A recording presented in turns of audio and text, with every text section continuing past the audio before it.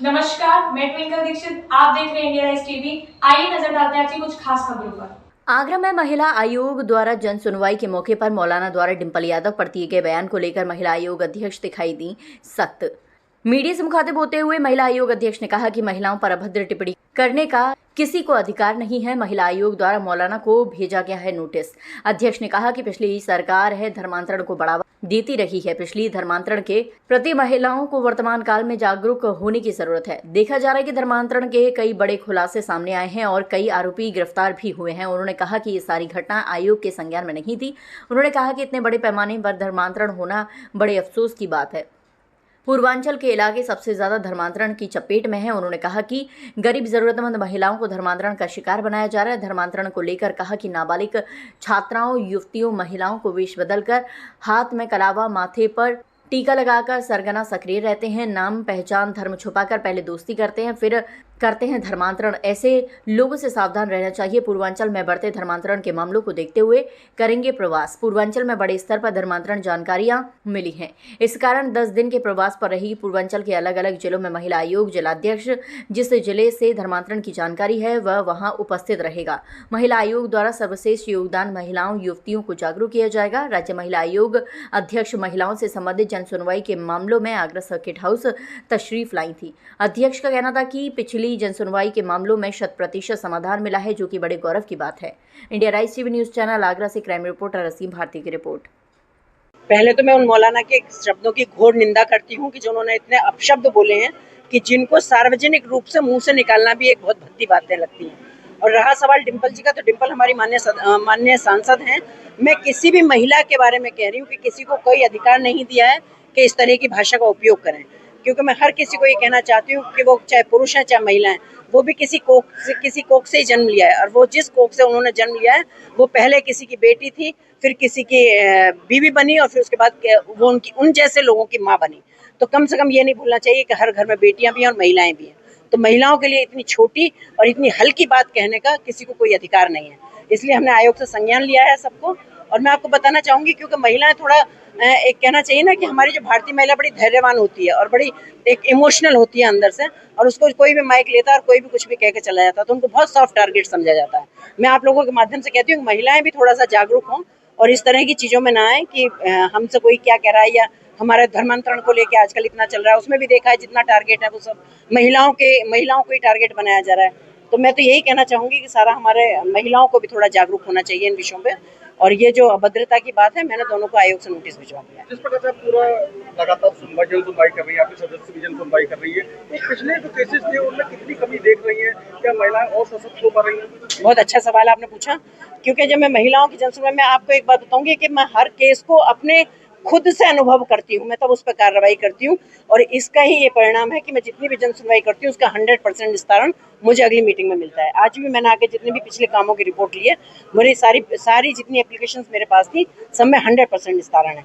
तो मैं इस बात से बहुत खुश हूँ कि मैं जो काम देती हूँ वो प्रशासनिक तौर पर मेरे सारे कामों में सब कार्रवाई होती है और सबको न्याय मिलता है। धर्मांतरण पर जिस तरीके से ऑपरेशन अस्मिता के तहत तमाम खुलासे हुए हैं, क्या आयोग की तरफ से भी कोई संज्ञान लेते हुए विशेष अभियान चलेगा? देखिए, बिल्कुल जागरूक तो हम पहले से ही कर रहे थे, लेकिन हमारे नॉलेज में भी ये नहीं था कि इतने बड़े स्तर पे धर्मांतरण चल रहा है। मैं आपको बताना चाहूंगी कि कम से कम पूर्वांचल के 8-10 जिले तो ऐसे हैं कि जहाँ बहुत जबरदस्त तरीके से इस तरह का धर्मांतरण होता है। जैसे आपको पता होगा कि ये छंगू बाबा टाइप के लोग वही अपना सब टारगेट बनाते थे, क्योंकि वहाँ थोड़ा सा थोड़ा सा मैं कहूँगी शिक्षा का भी अभाव है और थोड़ा सा एक धन का भी अभाव है। तो जैसे उसका तो एक ये प्रोपोगंडा था कि भाई कोई अगर कोई ठाकुर है, कोई ब्राह्मण है, तो उनको 15-15, 16-16 लाख रुपए दे रहा है वो। और जो थोड़ा हमारे दलित समाज की बच्चियां हैं, नाबालिग बच्चियां हैं, उनको वो 10-10, 12-12 लाख रुपए देके। तो मुझे लगता है कि जब किसी चीज का अभाव होता है तो बच्चे फिसल जाते हैं इन बातों में। तो इस चक्कर के में वो कामयाब थे, लेकिन हम ये सोचते थे कि ये लड़कियां हमारी जा कहाँ रही है रोज। तो कुछ पता चलता भी था, लेकिन जब बाद में सारी चीजें खुली तो हमें भी वहां पहले पता चलता था कि जैसे लड़कियों के स्कूल्स हैं उनके पास खड़े हो गए, लड़कों के नाम रख लिए, कलावे हाथ में बांध लिए, और उनको वो ये नहीं बताते थे कि ये हम दूसरे धर्म के लोग हैं और हम आपको लेके जा रहे हैं। वो उनको अपना फंसाया और वो लेके चले गए, फिर वहां जाके उनको फोर्स किया जाता था। ऐसा ही एक मामला मैंने आगरा में मैंने उसका संज्ञान लिया था, जिसमें उसका भी नाम जमालुद्दीन था। और उसके लिए भी जो एक ब्राह्मण परिवार की मेरे पास एक महिला आई थी, जो कि बहुत ही त्रस्त थी और अच्छे परिवार की महिला थी, तो वो शर्म की वजह से किसी को कुछ कह नहीं पा रही थी और बहुत दिन से उसका वो शोषण कर रहे थे। तो जब वो खुद के बाद उसकी बेटी पर बात आई तो वो महिला मुझ तक पहुंची। फिर उसके बाद उसी से संबंधित मेरे पास बहुत सारे केस आए, जिसमें मैं आपकी जानकारी के लिए बताऊंगी कि कम से कम 55-60 केस उस व्यक्ति के पास निकले हैं, ऊपर निकले हैं। तो उसको भी मैं उसके लिए भी प्रशासन के लोगों को, सब पुलिस डिपार्टमेंट को मैं धन्यवाद देना चाहूंगी कि उसको भी मैंने कहा था 24 घंटे में उसकी गिरफ्तारी मुझे चाहिए, क्योंकि मैंने उसको देखा, क्योंकि उसके वीडियो ऑडियो सब मेरे पास, इवन उसकी लड़की का भी मेरे पास वीडियो है। तो उसके बावजूद मैं धन्यवाद पुलिस का इसलिए देना चाहूंगी कि उन्होंने 24 घंटे भी नहीं होने दिए और उसकी गिरफ्तारी कर ली। तो अब क्योंकि हमें भी सोर्सेज ये पता चल गए कि इस तरह की भी ये चीजें हैं, तो निश्चित रूप से कि महिला आयोग को भी कार्रवाई करने में भी और महिला आयोग को इसको रोकने में जो हम लगातार प्रयत्न कर रहे थे, लेकिन समझ में नहीं आ रहा था कि ये क्यों नहीं रुक पा रहा है इतना। तो क्योंकि अवेयरनेस के हमारे यहाँ से प्रोग्राम चलते हैं बच्चियों के, चाहे वो स्कूल कॉलेजेस हैं, चाहे वो ऐसी जगह हैं कि जहाँ बच्चियाँ रहती हैं और जहाँ स्कूल नहीं जा रही हैं, जो भी है, पर निरंतर अवेयरनेस के कार्य चले थे। पर मुझे लगता है कि अब हमें अच्छी सफलता मिलेगी, क्योंकि अब इसके बाद भी मेरा लगभग 10 दिन का प्रवास पूर्वांचल में ही रहेगा।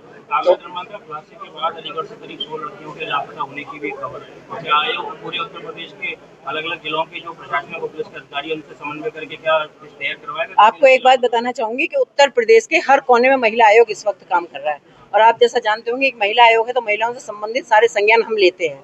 पर अब इतने बड़े बड़े खुलासा हो रहे हैं तो निश्चित रूप से कि महिला आयोग को भी काम करने में उसमें मदद मिल रही है, और मदद मिलने के साथ हम हर उत्तर प्रदेश के हर जिले में नहीं, मैं कहती हूँ हर कोने में महिला आयोग उपस्थित रहेगा, और जहाँ भी हम अपना सर्वश्रेष्ठ योगदान दे सकते हैं वहाँ पे। जिस तरीके से इस्लामिक 2 बड़े गैंग सामने आए हैं धर्मांतरण के, इसी तरह क्रिश्चियन गैंग भी काम करते हैं जो धर्मांतरण का बड़े पैमाने पर लोगों को तोड़ते हैं। देखिए दोनों, अब मैं इसमें क्या कहना चाहूंगी, क्योंकि पिछली सरकारें कुछ ऐसी रही कि जिनमें इनको इतना बढ़ावा दिया गया। अब आपको ये सोचिए कि जब इतनी खाइयां हैं तो उनके भरने में थोड़ा टाइम लगेगा।